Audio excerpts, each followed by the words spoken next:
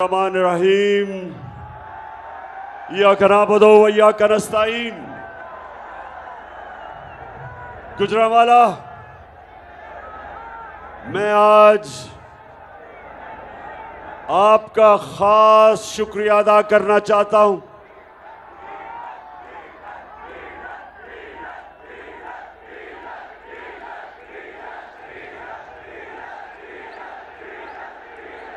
मैं जब आज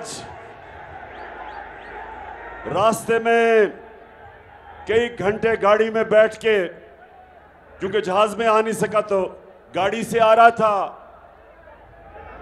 तो मैं शाह महमूद कुरैशी को कह रहा था कि एक दफा अभी 2 महीने पहले गुजरांवाला ने ये पूरा स्टेडियम भर दिया था, तो शायद इस बारी गुजरांवाला ये स्टेडियम ना भर सके। तो इसलिए आज आप सबको देख के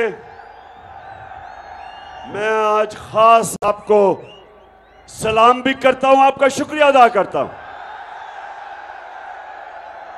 अच्छा, अब आईएसएफ, पहले तो मैं आईएसएफ वो जरा जो आईएसएफ के बैनर्स हैं वो नीचे कर दें, क्योंकि मैंने अभी वीडियोस दिखानी है अपनी कौम को, और इसलिए भी कि आईएसएफ अभी मुझे तुम्हारी बड़ी जरूरत हो पड़ेगी।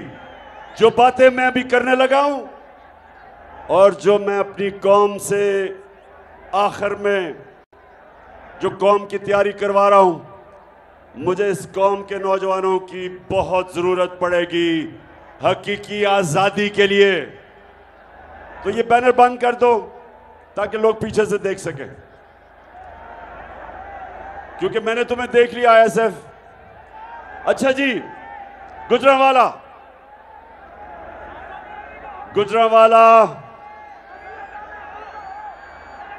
यहां मैं हर किस्म के लोग देख रहा हूं, नौजवान, ज्यादातर नौजवान, लेकिन जिस तादाद में ख्वातीन देख रहा हूं,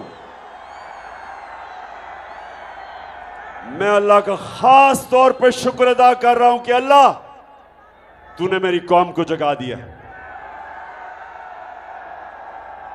और जागी हुई कौम, शऊर वाली कौम, कौम जिसमें बेदारी आ जाती है, वो ही कौम अपनी हकीकी आजादी को छीनती है।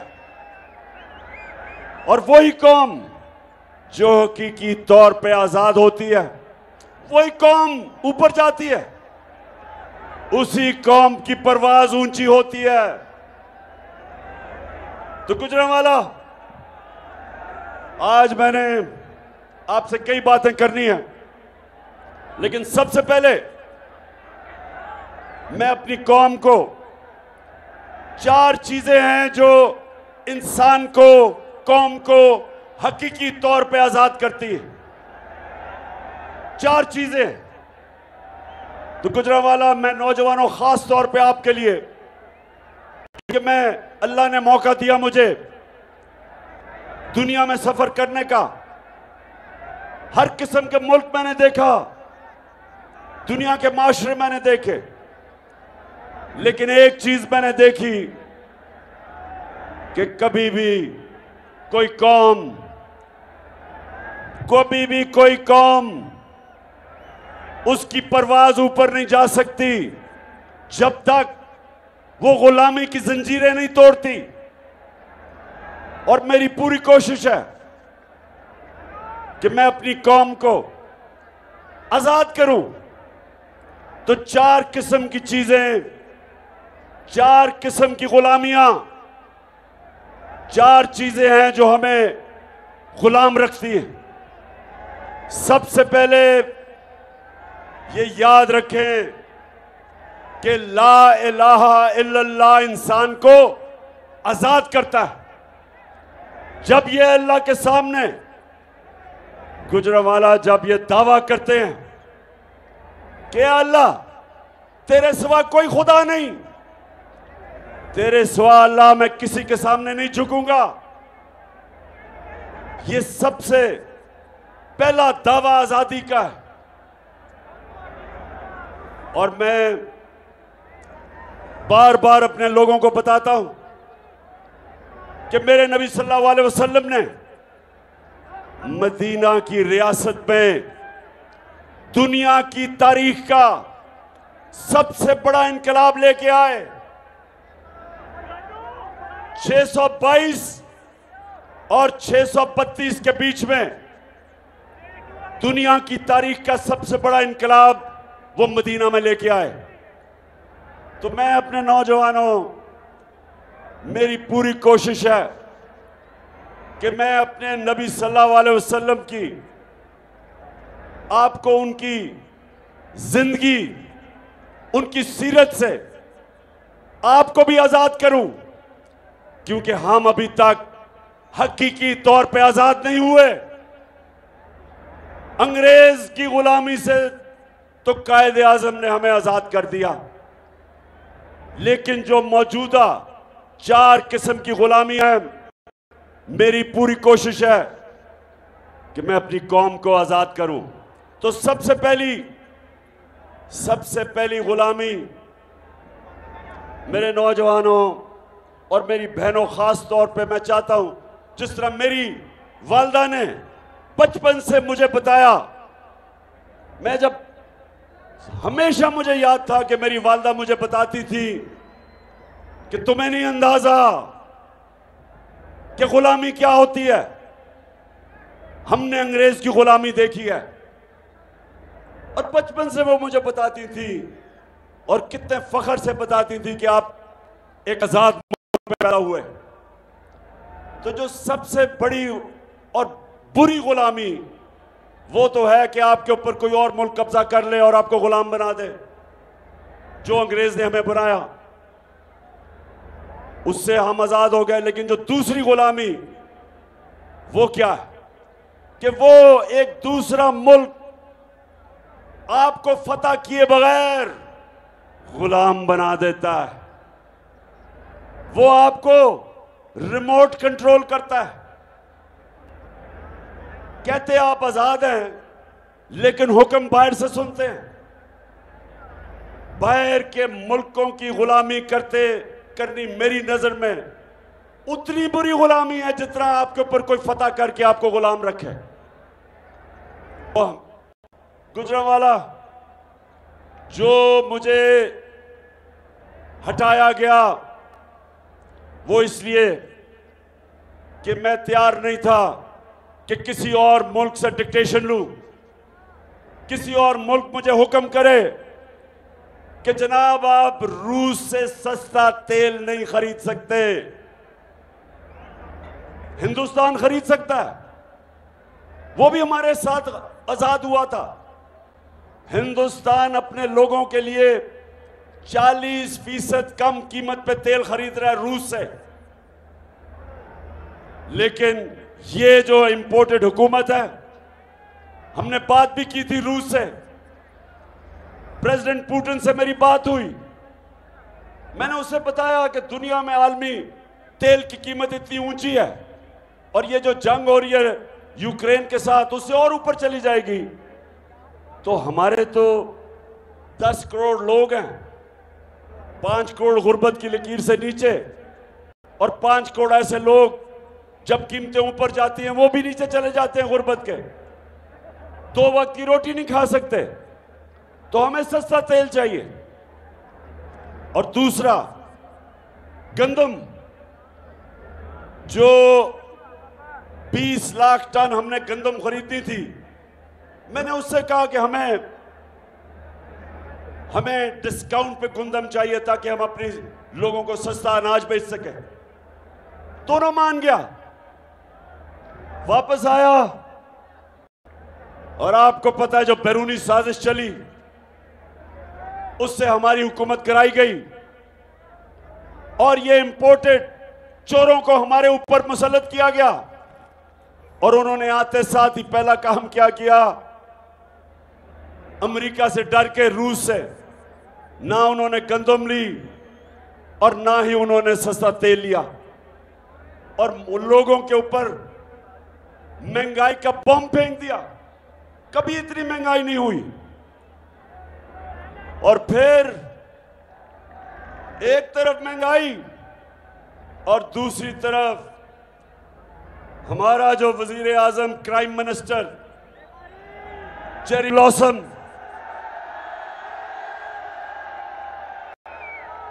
दुनिया में चला गया पैसे मांगने के लिए। अब गुजरांवाला मैं आप एक और चीज बताऊं कि जब प्राइम मिनिस्टर था मैं, तो जब भी मैं किसी बैरून मुल्क मिनिस्टर या प्राइम मिनिस्टर से मिलता था तो मुझे पहले मेरा फॉरेन ऑफिस बताता था कि इसकी रेपुटेशन क्या है, इसकी तालीम क्या है, ईमानदार है, चोर है, करप्ट है, सब कुछ पता, हर चीज जिससे भी मैं मिलता था और जो भी दुनिया में प्राइम मिनिस्टर मिलता है, हर चीज उसका अगला पिछला पहले पता चल जाता है। तो जब शहबाज शरीफ गया पैसे मांगने के लिए,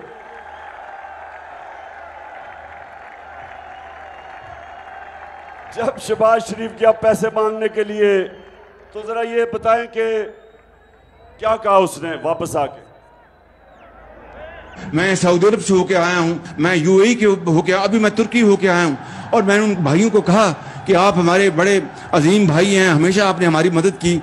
और मैंने यही कहा, जब मैं आया हूँ तो आप समझेंगे शायद ये मांगने आया है। मैं मांगने नहीं आया, लेकिन मजबूरी है।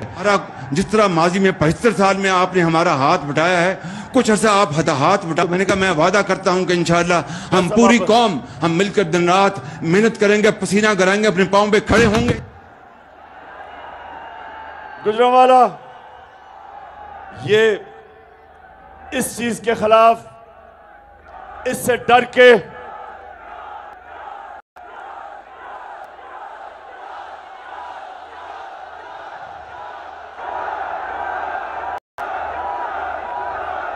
जो ये शहबाज शरीफ ने आपको नहीं बताया कि जी मैं आपसे पैसे मांगने आया हूं, मैं मजबूर हूं, पैसे वापस कर दूंगा। ये अभी आप घर इधर से जाएं, कोई मांगने वाला आपको मिलेगा, वो यही कहेगा कि मैं बड़ा मजबूर हूं,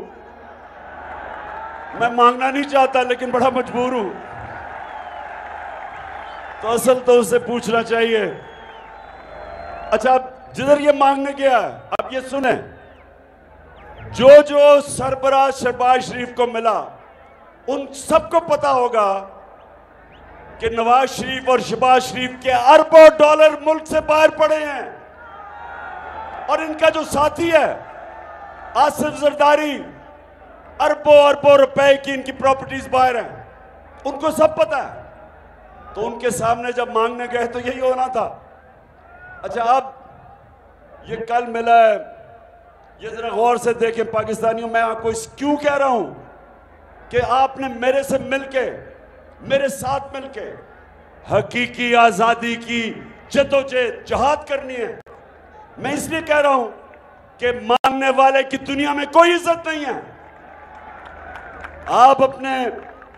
आप जाके आजमा लें, मां बाप से तो कोई ज्यादा अपने बच्चों की फिक्र नहीं करता, लेकिन मां बाप के भी 2 बच्चे होंगे। एक बच्चा सारा वक्त मां बाप से पैसे मांगेगा, दूसरा उसी मुनी मां बाप का बच्चा खुददार होगा, नहीं पैसे मांगेगा। मां बाप भी उस बच्चे की इज्जत करेंगे जो पैसे नहीं मांगता, हाथ नहीं फैलाता। अच्छा, यूनाइटेड नेशंस का सेक्रेटरी जनरल आया कल, अब सैलाब आया हुआ है। अब सैलाब वो आया सैलाब इलाके देखने के लिए, तो ये है अंग्रेजी में, लेकिन मैं बाद में आपको बता दूंगा वो क्या कहता है। ये जरा गौर से देखें इसको। Well, I told you that this great human being, Sikh General, has spoken today language which is not only understood by the people of Pakistan, but by all those who have a human heart, who are compassionate, human heart, who have empathy, यानी कि inhuman heart भी होता है, generous, speaking from the core of the heart. And I am deeply touched by his message today. statement today. This is my first meeting with him, but after having met him, it seems that we have been together for many years. Thank you very much, General Secretary. And I assure you, whatever support we get from your institution and through your institution, I give you my word of honor, along with all these ladies and gentlemen sitting on this table, ministers, general officers, government officials, ladies and gentlemen, that every penny we get from you or from wherever, we will spend it most transparently and in the interest of the suffering humanity. सुने आप ये सुने जरा, ये मैं इसलिए आपको ये दिखाया है, थोड़ा सा लंबा था, छोटा करना चाहिए था। यूनाइटेड नेशंस के सेक्रेटरी जनरल को कह रहे कि जी जो भी आप पैसा देंगे हमें, वो आया सैलाब देखने के लिए, उससे पैसे मांगने शुरू हो गए। जो भी पैसे देंगे आप जो पैसे देंगे, हम आपको शोर करते हैं कि हम बड़ी ईमानदारी से खर्च करेंगे। उसको कह रहा है कि जो भी पैसे देंगे, मैं और मेरे वजीर कह रहे हैं कि हम बड़ी ईमानदारी से पैसा खर्च करेंगे। और शहबाज शरीफ उसको पहले ही पता है कि 60% आपके वजीर जमानत पे हैं, करप्शन के केसेस हैं उन पे। उसको यह पता है कि तुम और तुम्हारे बेटों को 16 अरब रुपए का आपने FIA का केस है कि पाकिस्तानी अवाम पे डाका मारा है। तो उसको कह रहे हैं कि फिक्र ना करो, आप जो पैसे देंगे हम बड़ी ईमानदारी से खर्च करेंगे। मैं ये आपको इसलिए दिखा रहा हूं मेरे पाकिस्तानियों कि कभी इस तरह के लोग होंगे आपके मुल्क के ऊपर बैठे होंगे, अपना पैसा चोरी करके मुल्क से बाहर, और दूसरों से भीख मांग रहे हैं कि जी हमें पैसा चाहिए। कभी हरे पासपोर्ट की कभी इज्जत नहीं होगी। 22 करोड़ लोग ऐसे दुनिया बाहर देखेगी जैसे हम बेकारी हैं, और ये कंट्रोल करेंगे हमें। वो जो हुक्म करेंगे, जिनसे ये पैसे मांगते हैं, वो कोई ऐसा पैसा नहीं देता जब तक वो आपसे, जिस तरह हमने 80,000 पाकिस्तानियों की जानें कुर्बान की अमेरिका की जंग लड़के, जंग अमेरिका की, उनके 3,000 से भी कम लोग मरे 9/11 में, 9/11 में। 80,000 पाकिस्तानी उनकी जंग लड़ते हुए मर गए, इसलिए कि इस तरह के हुक्मरान जो बाहर से प्रेशर आता है उनके सामने लेट जाते हैं और अपने लोगों का खून चूसते हैं और पैसा चोरी करके मुल्क से बाहर बड़े बड़े वहां महल्लात में रहते हैं। और इनको, इस तरह के लोगों को हमारे ऊपर मुसल्लत इसलिए किया गया कि इनके क्योंकि पैसे बाहर पड़े हैं, जो इनको बाहर से हुक्म मिलेगा वो ये करेंगे।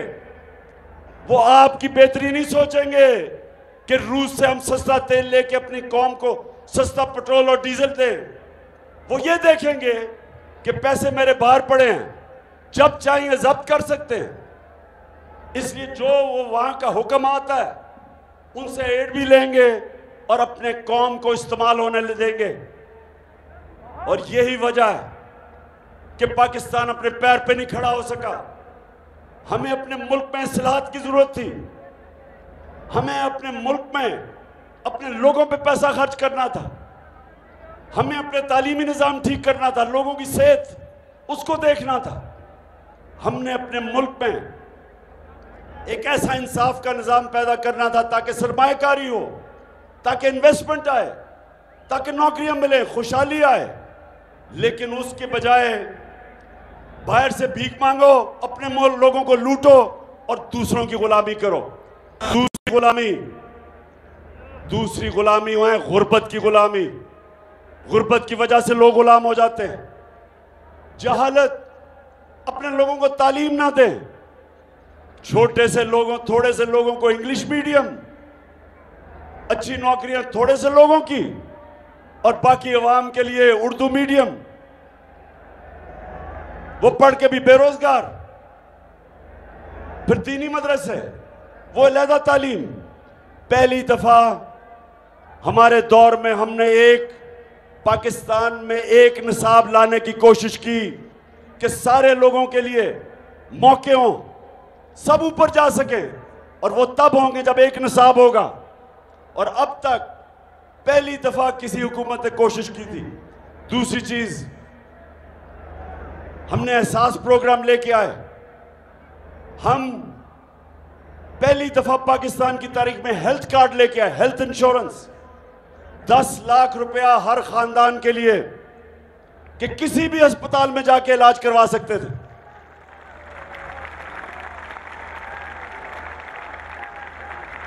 और ये हमारी कोशिश थी कि जो मदीना की रियासत में मेरे नबी सल्लल्लाहु अलैहि वसल्लम ने लोगों को आज़ाद किया था, उन्होंने पहली फलाई रियासत बनाई थी।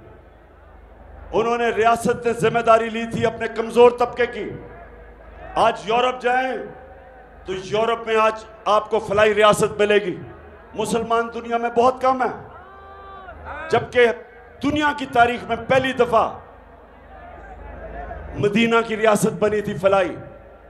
तीसरी चीज ज़हनी आजादी, अंदरूनी आजादी। ये 4 किस्म के नौजवानों याद रखें, कभी कोई इंसान बड़ा इंसान नहीं बन सकता जब तक वो आजाद नहीं होता। जिसको इलामा इकबाल ने कहा कि इकबाल का शाहीन होता ही है जो आजाद होता है, तभी वो ऊपर जाता है, तभी उसकी परवाज बाकियों से ऊपर होती है, क्योंकि जंजीरें तोड़ रहता है। और जंजीरें टूटती हैं ला इलाहा इल्लल्लाह से। वो आजाद करता है इंसान को।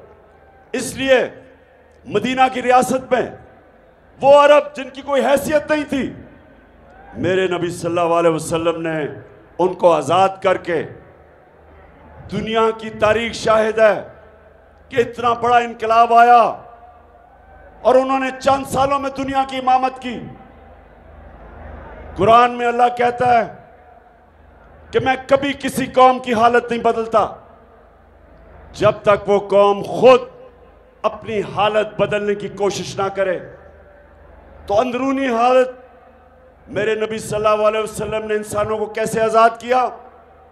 उन्होंने सबसे पहले खौफ का बुत तोड़ा।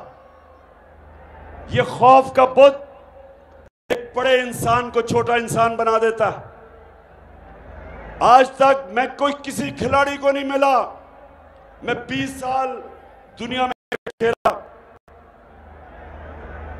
जो भी खिलाड़ी ने बड़ा ऊपर गया उसने सबसे पहले अपने खौफ के ऊपर काबू पाया। जो खिलाड़ी हारने से डरता था, जो बैट्समैन गेंद लगने से डरता था, जो बॉलर फेंटा खाने से डरता था, यानी कि जब मार पड़ती थी, वो कभी ऊपर नहीं जाते थे। जो दुनिया में सबसे पहला आदमी जिसने सबसे ऊंचा पहाड़ माउंट एवरेस्ट पे चढ़ा था, उसको पता था कि उससे पहले जिसने भी कोशिश की उस ऊंचे पहाड़ पर चढ़ने की, या वो मर गया था या वो फेल हो गया था। तो उसने पहले अपना खौफ के ऊपर काबू पाया और फिर उसने सारी दुनिया याद रखेगी कि पहला आदमी सबसे ऊंचे पहाड़ पे गया। तो ये जो आजाद किया मेरे नबी ने, खौफ का बुत तोड़ा ला इलाहा इल्लल्लाह से। वो ही लोग थे जिनकी हैसियत नहीं थी, उनकी परवाज शुरू हो गई। फिर जो पैसे का बुत है, लालच, हवस, ये भी बहुत बड़ा बुत है। इंसान पैसा बनाते बनाते तबाह हो जाता है। जो पैसा है, सब मेरे नौजवानों आज मेरी बात याद रख लेना, बड़े बड़े मैंने लोगों को देखा कि पैसे के पीछे भाग भाग के अपनी जिंदगियां तबाह की। बड़ा पैसा कईयों ने बना के अपने बच्चों के लिए छोड़ा, उस पैसे ने बच्चों को तबाह कर दिया। पैसे से याद रखें कि कभी पैसे से इस्तेमाल ना हो, पैसे को इस्तेमाल करना सीखें, इस्तेमाल ना हो पैसे से। ये भी बड़ा बुत है। तो जब एक इंसान आजाद हो गया, जब उसकी सोच बड़ी हो गई, रहमतुल आलमीन ने उसकी सोच आलमी सोच कर दी, अपने छोटे छोटे मसलों से आजाद हो गए, वो दुनिया के लीडर्स बने। और फिर आखिरी बुत, आखिरी खौफ, आखिरी गुलामी, वो है जुल्म के बुत की, जुल्म के बुत से आजाद होना। पाकिस्तानियों, जब तक एक माशरे में इंसाफ नहीं आता, जब तक कानून की बालादस्ती नहीं होती, जब तक एक माशरे के अंदर कानून की हुक्मरानी, यानी कि ताकतवर और कमजोर के लिए एक इंसाफ का कानून नहीं बनता, जिसको रूल ऑफ लॉ कहते हैं, कोई माशरा तरक्की नहीं कर सकता। मैंने सारी दुनिया में ऐसे मुल्क देखे, हर वसाइल के बावजूद गुर्बत में डूबे हुए हैं, क्योंकि वहां इंसाफ नहीं। जब मेरे नबी सल्लल्लाहु अलैहि वसल्लम ने कहा कि तुम्हारे से पहले बड़ी कौमें तबाह हुई, जिधर ताकतवर के लिए एक कानून, ताकतवर चोरी करे तो उसको एनआरओ, और छोटे चोर को जेल में डालना, क्योंकि असल कौम ताकतवर डाकुओं से तबाह होती है, छोटे चोर से नहीं तबाह होती। साइकिल चोर, मोटरसाइकिल, गाय चोर, भैंस चोर, ये मुल्क तबाह नहीं करते, लोगों को तंग होते हैं। लेकिन जब उस मुल्क का वजीर आजम, उसके वजीर, जब वो पैसा चोरी करते हैं, मुल्क तबाह हो जाता है। तो जो इंसाफ, असल में ये है इंसाफ की जंग। पाकिस्तानियों, आपको जो भी मैं कहने लगा हूं, इसके बाद जो मैं आपको तैयार करने लगा हूं, मैं इसके लिए तैयार करने लगा हूं, और मैं अभी अपना लाएमल देने लगा हूं कि हमने करना क्या। जब से ये इक़्तिदार में आए, इनकी ये कोशिश थी कि ये तहरीक इंसाफ को ख़त्म करें, और अब हम हमेशा के लिए ऊपर बैठ जाएंगे, और हमारे बाद हमारे बच्चे, सारों ने अपने बच्चे तैयार किए हुए बारियों के लिए, कि जिस तरह हम भेड़ बकरियां हैं, एक जाएगा तो बच्चा आ जाएगा, और बच्चे भी फिटे हुए बच्चे चोरी के पैसे के ऊपर।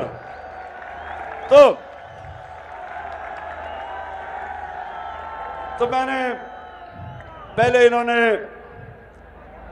इन्होंने समझा कि लोग तो मिठाइयां बांटेंगे, पाकिस्तानी कौम सड़कों पे आ गई। कभी इस तरह पब्लिक किसी गवर्नमेंट के जाने के बाद इस मुल्क की तारीख में कभी अवाम ऐसे सड़कों पे नहीं निकली। उसके बाद इन्होंने हमारे ऊपर तशद्दुद किया। 25 मई को हमारे ऊपर केसेस किए, हजारों लोगों को जेलों में डाला।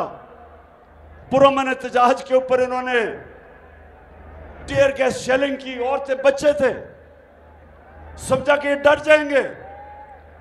कहा जी ये तो मम्मी डैडी हैं, ये तो वो लोग हैं जो कि किसी किस्म का प्रेशर बर्दाश्त नहीं करेंगे तो हाथ खड़े कर देंगे। वो भी ना हुआ।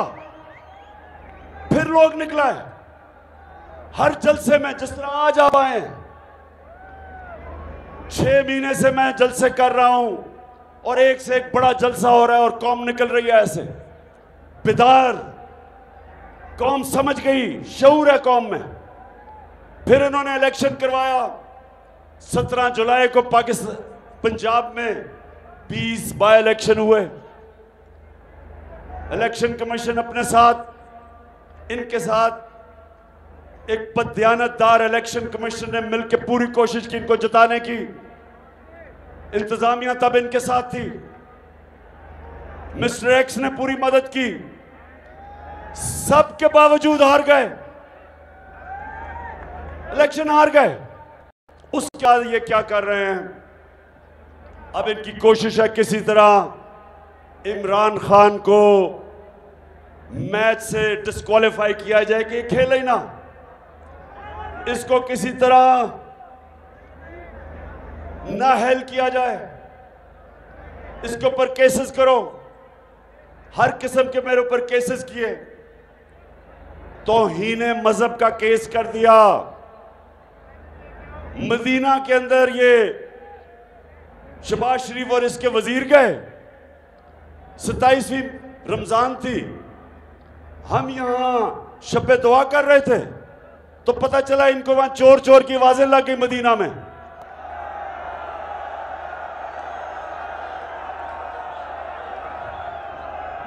में आवाजें लगती हैं और मेरे ऊपर तौहीन मजहब कर दिया जाता है, FIR काट दी जाती है। उसके बाद हर मौका ढूंढा जाता है कि किसी तरह इमरान खान की कोई ऐसी चीज का केस कर दो। मुझे यही नहीं पता कितनी 20 FIR तो हो चुकी है। इन्होंने फिर क्या किया, मेरे ऊपर दहशतगर्दी का FIR काट दी। मुझे पकड़ने आ रहे थे, जेल में डालने आ रहे थे, और मैं आप सबको बताऊं मैं तैयार बैठा था, बैग अपना मैंने पैक किया हुआ था, जेल के लिए मैं तैयार था।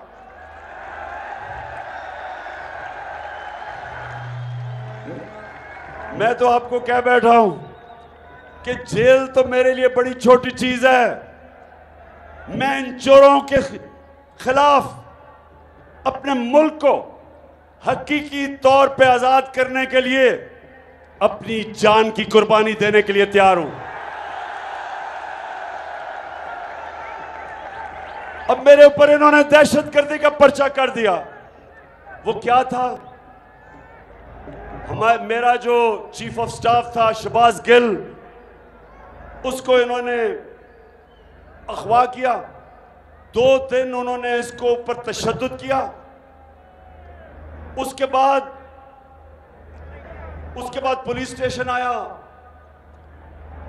अदालत के सामने उसको पेश किया गया। उसने मुझे वकीलों के जरिए पैगाम भिजवाया कि इन्होंने मेरे ऊपर इतना तशद्दुद किया और सिर्फ एक चीज चाह रहे थे कि इमरान खान के खिलाफ कोई स्टेटमेंट दो। और उसने कहा कि मैं और तशद्दुद बर्दाश्त नहीं कर सकता। उसने कहा कि इन्होंने मुझे नंगा करके मेरे ऊपर तशद्दुद किया।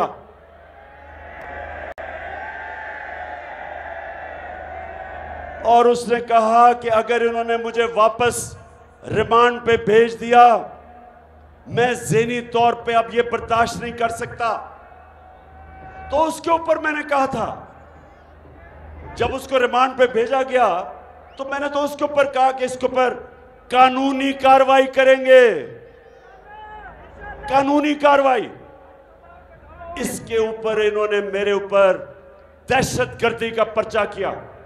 अब मुझे बताएं, क्या ये दहशतगर्दी है? अब मैं ये सिर्फ आपको दिखाऊंगा कि मैंने क्या देखा जब मैंने ये स्टेटमेंट दी कि हम कानूनी कार्रवाई करेंगे। ये जरा देखें कि उसका हाल क्या था।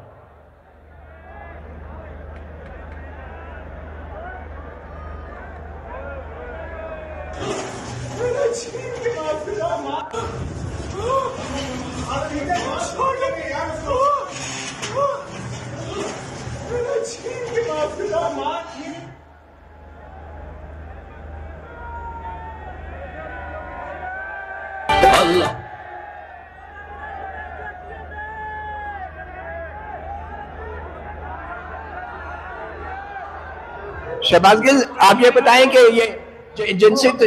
ये जरा बताएं, ये जिनसी तशद्दुद या जो सेक्सुअल असॉल्ट किसने किया? ये बिल्कुल दुरुस्त है। मेरे टेस्टिस पे और मेरे पीनस पे बिजली के करंट लगाए गए, वो मैं जिनसी तशद्दुद की बात कर रहा था। मेरे टेस्टिस और पीनस के ऊपर इलेक्ट्रिक करंट लगाया गया और वो तशद्दुद किया गया ताकि मैं कोई भी स्टेटमेंट किसी के खिलाफ। आपने सुना शहबाज गिल?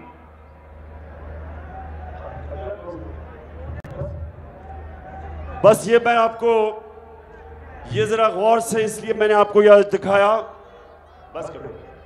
मैंने आपको इसलिए दिखाया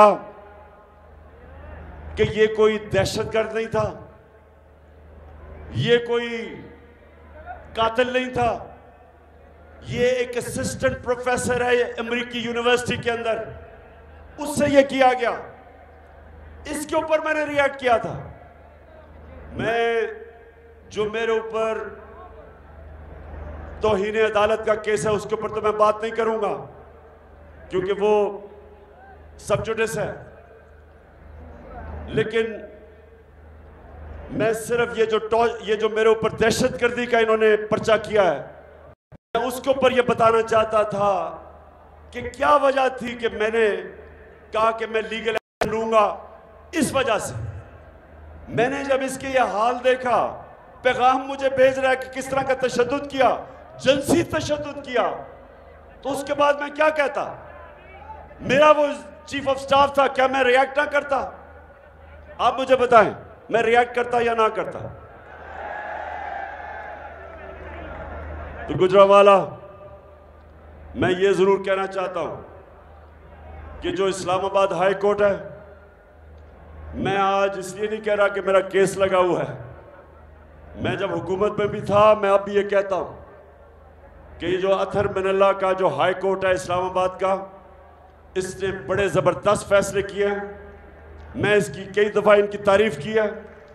इन्होंने स्टैंड लिए हैं ऐसे, और मैं कभी जो भी ये फैसला करेंगे मैं कबूल करूंगा।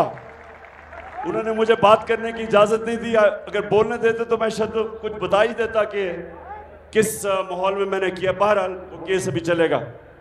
अब गुजरावाला, अब जरा मेरी बात अपने गौर से सुननी, क्योंकि मैं अब आपको वो एक्शन के ऊपर आ रहा हूं कि 4 महीने से 5 महीने से बल्कि मैं पब्लिक में हूं। मैं तकरीबन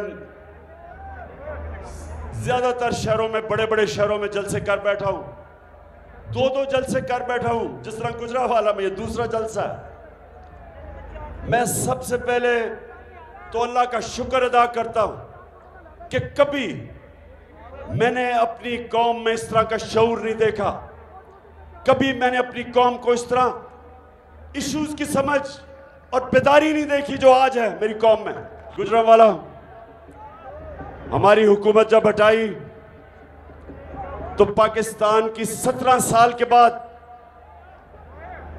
हमारी जो मुल्क तरक्की कर रहा था, जो हमारी दौलत में इजाफा हो रहा था, जिसको ग्रोथ रेट कहते हैं, 17 साल में वो सबसे बेहतरीन परफॉर्मेंस दिया हमारे तीसरे और चौथे साल में।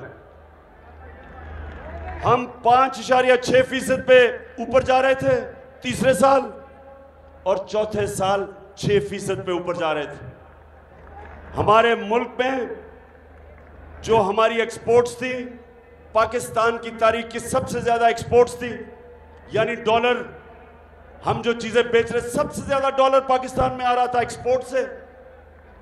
और दूसरा, जो बैरूनी मुल्क पाकिस्तानी थे, उन्होंने हमारे पे एतमाद किया। पाकिस्तान की तारीख में सबसे ज्यादा उनका डॉलर आ रहा था, रेमिटेंसेस आ रही थी, सबसे ज्यादा टैक्स कलेक्शन थी। हमने सबसे ज्यादा पाकिस्तान की तारीख में आमदनी हमारी थी, टैक्स कलेक्शन थी। हमारी 4 जो बड़ी बड़ी फसलें थी, हमारे 2 साल में रिकॉर्ड पैदावार थी। और ये इमरान खान नहीं कह रहा, ये जो इस हुकूमत ने जो इकोनॉमिक सर्वे ऑफ पाकिस्तान, जो ये हुकूमत माइशत के ऊपर जो एक पेपर पब्लिश करती है, उसके मुताबिक ये सारी चीजें मैं आपको बता रहा हूं। जब से ये आए हैं पाकिस्तानियों, जब से ये आए हैं, सबसे पहले तो इन्होंने बिजली और पेट्रोल और डीजल की कीमत आसमानों पे चढ़ा दी। हम जब इक्तदार में थे, सुन ले, मुझे पता है डीजल, हमने क्या किया हमारे दौर में तेल, ये जरा गौर से सुने ताकि आप में शऊर है, आपको समझ आए। कि मुल्क के इश्यूज की आपको समझ आए। हम जब इक़्तिदार में थे, आलमी मार्केट में तेल $103 से $115 पे गया। आज तेल आलमी मार्केट में $90 का है, उससे सस्ता है। हम पेट्रोल ₹150 लीटर पे दे रहे थे और फजल रहमान को ₹145 लीटर पे दे रहे थे। इसलिए हमने कोशिश की कि जब आप पेट्रोल और डीजल बढ़ाएंगे सब कुछ बढ़ जाता है, लेकिन हम चाहते थे कि जब ये चीजें बढ़ाएं तो मेरे लोगों के ऊपर बोझ पड़ता है। लोग गुर्बत के लकीर के नीचे चले जाते हैं जब महंगाई होती है। तो हमने अपने लोगों को महंगाई से तहफ़्फ़ुज़ दिया। हमने और जगह से पैसे लिए, हमने वो पैसे से कम कीमत पे तेल, पेट्रोल और डीजल और बिजली कम कीमत पे लोगों को दी कि लोगों पे बोझ ना पड़े। उसके अलावा हमारे दौर में रुपया 178 पे था जब ये नो कॉन्फिडेंस मोशन आई, 178 पे डॉलर था। जब से ये आए हैं डॉलर आज पहुंच गया 230 पे। इसकी वजह से मजीद महंगाई, आज पेट्रोल और डीजल 240 तक पहुंच गया। आज बिजली जो हमारे दौर में 18 रुपए यूनिट थी, आज वो 36 रुपए यूनिट कहते हैं। टैक्सेस मिला के 55 रुपए यूनिट पे बिजली मिल रही है, 3 गुना ज्यादा। सवाल यह है कि कौन सी क़यामत आई थी कि इतनी महंगाई हो गई? क्या हुआ था कि इतनी चीजें महंगी कर दी? जब इन्होंने सारी कैंपेन 3.5 साल हमारे खिलाफ सिर्फ एक चीज पे की, महंगाई। सारा वक्त महंगाई का शोर। और मैं आज वो मीडिया हाउसेस, वो सहाफी, वो लिफाफे वाले, मैं सबसे पूछता हूं कि आज आपको क्यों नहीं महंगाई नजर आ रही? आज क्यों नहीं आप लोगों के पास जाके पूछ रहे कि जी बिजली का बिल आप दे सकते हैं? या आप क्यों नहीं पूछ रहे? आटा हमारे जमाने में 50 रुपए किलो था, आज तकरीबन 100 रुपए पे पहुंच गया किलो, दुगना हो गया आटा। तो 4 महीने में कौन सी इतनी बड़ी क़यामत आई कि कीमतें आसमानों पे चली गई और मायशत तेजी से नीचे जा रही है। आईएमएफ आज ये कहता है कि पाकिस्तान में अभी बिजली की कीमत मजीद और बढ़ेगी। आईएमएफ कह रहे हैं कि मायशत सुकड़ती जा रही है, जो हमारे जमाने में बढ़ रही थी वो कम होती जा रही है। आईएमएफ कह रहा है कि पाकिस्तान श्रीलंका की तरफ जा रहा है, सड़कों पे इंतशार होने जा रहा है। ये मैं नहीं कह रहा, आईएमएफ कह रही है, क्योंकि बेरोजगारी बढ़ रही है। जो इंडस्ट्री हमारी बढ़ रही थी तेजी से, वो नीचे जा रही है। किसानों के लिए जो ट्यूबवेल में बिजली की कीमत, जो डीजल की कीमत, किसानों के लिए जो खादों की कीमत,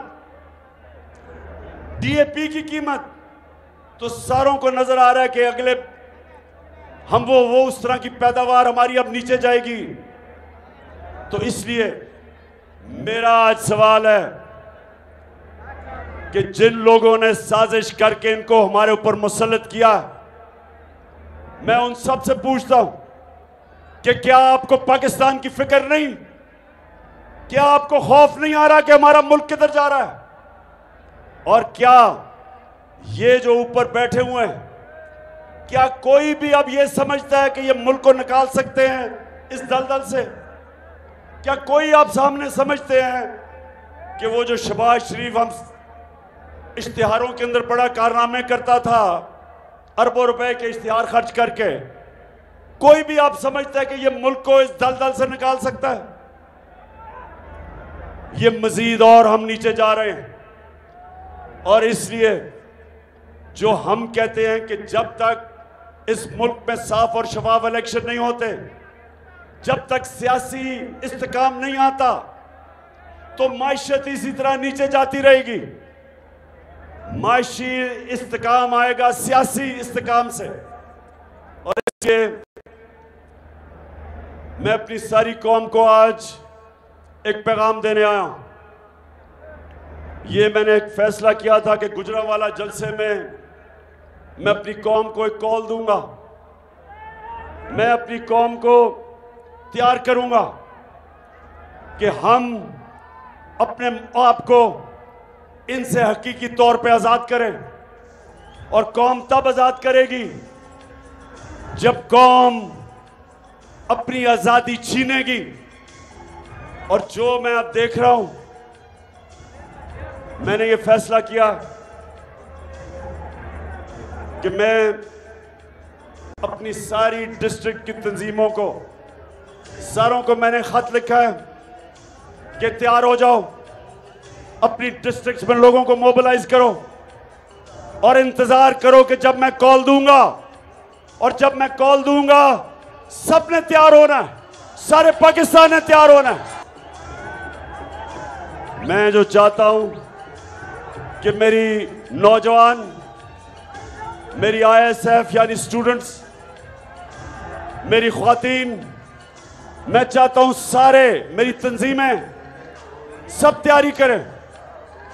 और आप तैयारी करें कि मैंने अब आपको कॉल देनी है और कभी भी मैं दे सकता हूं। मैं अपनी तैयारी कर रहा हूं और मैं इस नतीजे पे आ गया हूं कि सारा जो मैंने 5 महीने में देखा, मेरी पूरी कौम तैयार बैठी। लोग तैयार हैं, लोग तैयार हैं कि अगर साफ और शफाफ इलेक्शन ये नहीं करवाएंगे तो लोग तैयार हैं पाकिस्तान की सड़कों पे आके पुरअमन एहतजाज करके यहां जबरदस्ती इलेक्शन करवाएंगे हम। क्योंकि हमें नजर आ रहा है कि इलेक्शन से भाग रहे हैं। आपको पता है बाय इलेक्शन कैंसिल कर दिए, 2 दिन पहले इलेक्शन कैंसिल कर दिए, क्योंकि इनको खबर आ गई थी कि जिस तरह ये पहले हारे हैं उससे भी बुरी तरह हारेंगे, इसलिए ये इलेक्शन से भाग रहे हैं। और इसलिए हमने इनको इलेक्शंस पे लेके आना है। तो मैं अपनी सारी आज पार्टी को तैयार कर रहा हूं, सारी मेरी पार्टी तैयार हो जाओ। ये जो अब मेरी कॉल होगी, ये इंशाल्लाह पाकिस्तान को, ये मेरे पाकिस्तानियों को, मैंने जो देख लिया ऊपर से लेके नीचे तक सब तैयार बैठे। क्यों गुजरांवाला तैयार हो? मैं आखिर में उन लोगों से बात करना चाहता हूं जिनके पास पावर है, अपने मुल्क की एस्टेब्लिशमेंट से सवाल करना चाहता हूं कि जिस तरह हमारा मुल्क ये इंपोर्टेड हुकूमत तेजी से नीचे लेके जा रही है, जिस तरह जब से ये आए हैं लोगों की जिंदगी अजाब में, महंगाई में और माइशत जिस तरह नीचे जा रही है, और जो IMF की रिपोर्ट है, मुझे पता है कि आप कहते हैं वो आप न्यूट्रल है, लेकिन कौम आपको जिम्मेदार ठहराएगी अगर ये मुल्क इसी तरह नीचे जाता रहा। कौम आपको जिम्मेदार ठहराएगी कि आप रोक सकते थे इस मुल्क को इस दलदल में फंसने की, और आपने कुछ नहीं किया। ये कौम आपको जिम्मेदार ठहराएगी अगर हमारी माइशत नीचे गई, वो डायरेक्टली हमारी नेशनल सिक्योरिटी को असरअंदाज होगी। क्योंकि जैसे जैसे माइशत नीचे जा रही है, हम और मजबूर होते जा रहे हैं बैरूनी ताकत के। जो भी अब पैसा देगा, जो भी पैसा देगा, वो हमारे से वो चीज मांगेंगे जो हमारी नेशनल सिक्योरिटी को असरअंदाज होगी। तो इसलिए अभी भी टाइम है, इस मुल्क को नीचे जाने से बचाएं। और मैं आज आप सारी कौम के सामने कह रहा हूं कि जो इस मुल्क को इंशाल्लाह हमें अगर जब भी अल्लाह मौका देगा, मैं आज आपको कह रहा हूं कि अब कोई दूसरा मुल्क पाकिस्तान को इस दलदल से नहीं बचाएगा। जो हमें इस दलदल से निकालेंगे वो 1 करोड़ हमारे बैरून मुल्क पाकिस्तानी हैं। वो हमारा जो बाहर पाकिस्तानी बैठा है, इंशाअल्लाह इनको सिर्फ रेमिटेंस आ रही है। हमने जिस दिन इस मुल्क में इनकी सरमायाकारी ले आए, 1 करोड़ में से 5 लाख पाकिस्तानियों ने भी, बैरून मुल्क पाकिस्तानियों ने इस मुल्क में सरमायाकारी शुरू कर दी। हमारे पास इतने डॉलर आ जाएंगे कि हमें कभी किसी के सामने हाथ फैलाना नहीं पड़ेगा। का खास तौर पर फिर से शुक्रिया अदा करता हूं कि 2 महीने में दूसरी दफा आपके पास आया हूं और माशाअल्लाह आपका जुनून, आपका जज्बा, आपका शऊर, मैं आपको सलाम करता हूं। पाकिस्तान जिंदाबाद।